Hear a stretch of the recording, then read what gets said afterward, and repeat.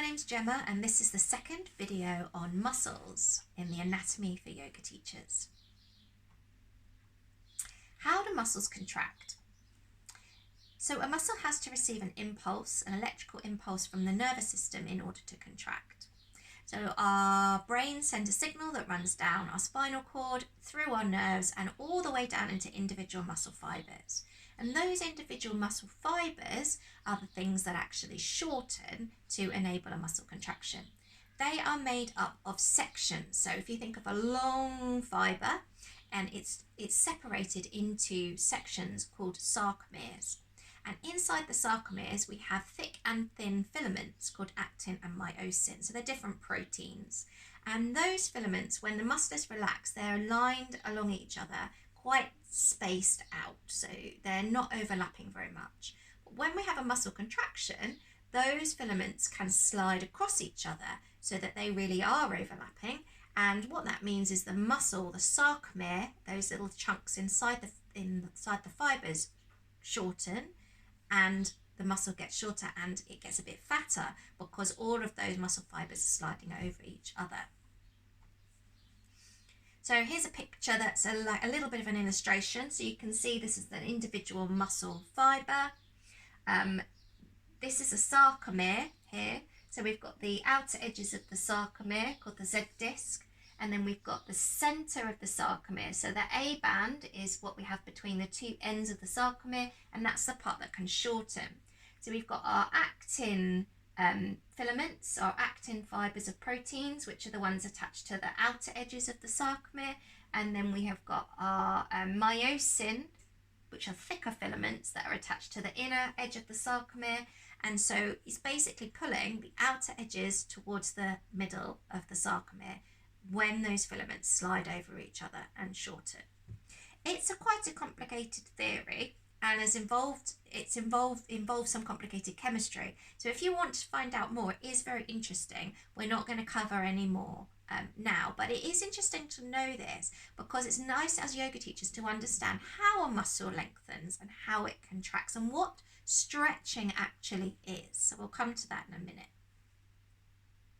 Okay. There are different types of muscle contraction that can happen in the body. So there are types of muscle contraction that can happen when we are moving, so dynamic muscle contraction. We call those isotonic. And then there are some muscle contractions that can happen without movement, and we call those isometric. The isotonic are broken down into two further categories. Contractions that happens when the muscle is shortening, we call those concentric. And contractions that happen when the muscle is lengthening.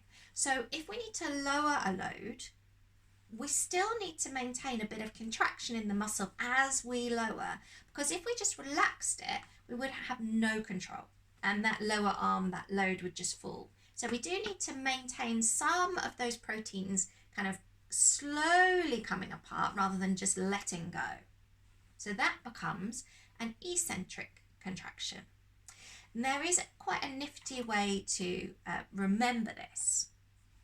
So, a concentric contraction is when the muscle is shortening. So remember those muscle fibres sliding, or filaments inside the muscle fibres sliding over each other.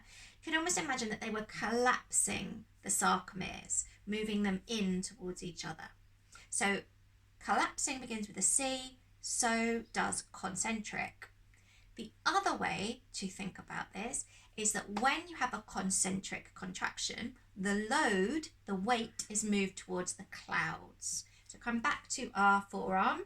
If we want to move the load of our lower arm or any kind of weight we're holding in our lower arm towards the clouds, up, the load is going up. This muscle has got to be concentrically contracting.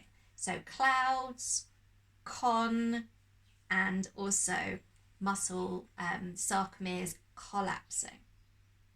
Okay, to go the other way, to have an eccentric contraction, we're going to be moving the load towards the earth.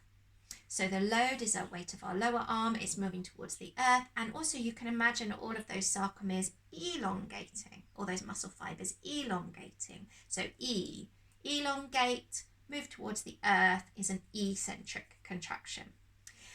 This applies to the load, okay? So this doesn't apply to necessarily the movement. So you need to understand which muscle is working, where the load is, and then when the load is moving towards the clouds, it's concentric. And when the load, the weight, is moving towards the earth, it's eccentric. Okay, so the final thing we're going to talk about in this video is how muscles work in pairs. So you might have heard of this before. You always have an antagonist muscle, which is the muscle doing the work, if you like, the primary work of the action. But because of how the body is designed, you always have muscles on the opposite side that can do the opposite action. So those muscles are going to have to do something as well to enable a movement to happen. So let's come back to our bicep curl. If you wrap your hand all the way around your upper arm, if you can, or as far around it as you can get it, when you do this bicep curl or this action of flexion at the elbow, the muscles at the top of the arm, the biceps, are shortening. But if we didn't have any movement in the back of the arm, then they wouldn't let go and they would not actually allow this lower arm to move, because this muscle has to lengthen. So we know these are the triceps, quite a familiar pairing. The triceps have to lengthen when we bring the forearm up into elbow flexion, and then they have to shorten to allow these muscles, these bicep muscles, to lengthen.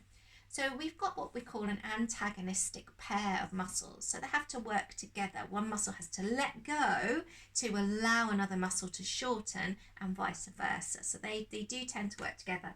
Example of a knee bend here, with the quadriceps and the hamstrings being a pair of muscles that work antagonistically. As you bend your knee, you're flexing the knee joint.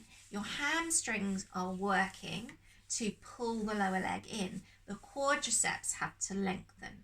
And then the opposite happens for the opposite movement. So when you stretch out the leg or you extend the knee joint, the quadriceps have to work and the back of the leg has to lengthen. Okay, there's one more type of contraction, or it's really a combination of contractions that we can think about as yoga teachers as being quite useful, which is co-contraction. So a co-contraction happens when both the agonist and the antagonist muscles work at the same time. So this is quite a useful thing to understand because it helps us to stabilize our joints. Here's an example of Trikonasana. So we could come into Trikonasana and we can be quite passive in the pose, or we can bend the knee a little bit. So bending the knee is activating the hamstrings. We need to get the hamstrings to work to bend the knee a little bit. So that little micro bend in the knee turns on the hamstrings. But at the same time, we can engage the quadricep muscles. So both of those muscles are contracting at the same time. The agonist and the antagonist, the front of the leg and the back of the leg, are both turning on to contract. Because we're not having any movement there, it's an isometric contraction, so it's a static contraction, but it's also a co-contraction of the antagonistic pair of muscles.